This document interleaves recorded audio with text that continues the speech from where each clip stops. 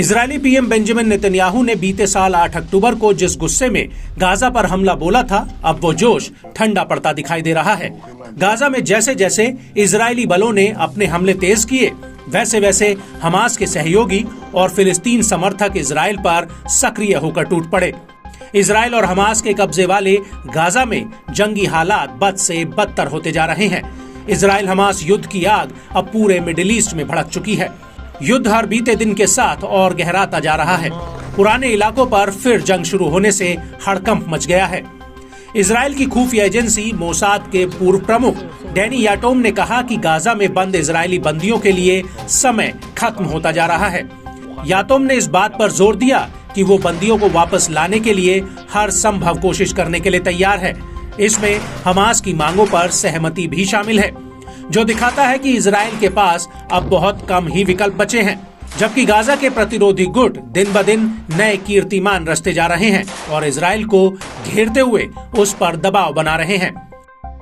याटोम ने साफ कहा कि इजरायली बंदियों की वापसी बहुत जरूरी थी, ये देखते हुए कि ये मामला इजरायल को एक समय सभी ऑपरेशंस को रोकने के लिए मजबूर कर सकता है। इजरायल अपने किसी भी जंगी मकसद को हासिल करने में विफल रहेगा। गाजा जैसा है वैसा ही रहेगा, भले ही इजरायली कब्जे वाली सेना गाजा में कई महीनों तक बनी रहे, उसकी जमीनों पर और उसके नीचे लड़ती रहे, फिर भी वे हमास के हर एक लड़ाके यहाँ तक कि उनमें से अधिकतर को मारने में सफल नहीं होंगे।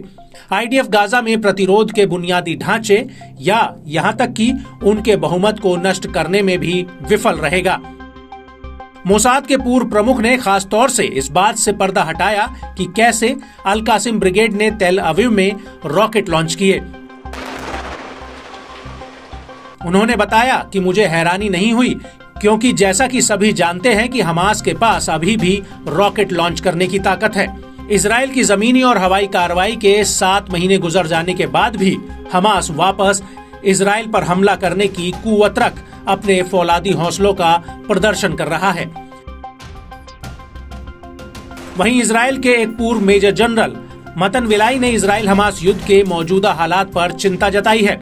उन्होंने कहा कि हमास मध्य इलाके को निशाना बनाने में सफल रहा है। उन्होंने इस बात पर सहमति जताई कि प्रतिरोध अभी भी सक्रिय है। इस बात से इनकार नहीं किया जा सकता कि हमास को नष्ट करना नाम की भी कोई चीज थी। विलाई ने हमास को नष्ट करने की बातचीत को खोखली बातें बताया, जिन पर इजरायल में बड़े पैमाने पर बातचीत की जाती है, मगर ये उस घटना का हिस्सा है जिसे हमें सहना होगा। इजरायल के पूर्व मेजर जनरल ने माना कि हमास ने रणनीतिक रूप से अहम रफा में खुद को मजबूत किया है, खास योजना के तहत ही इजरायल पर हमलावर है।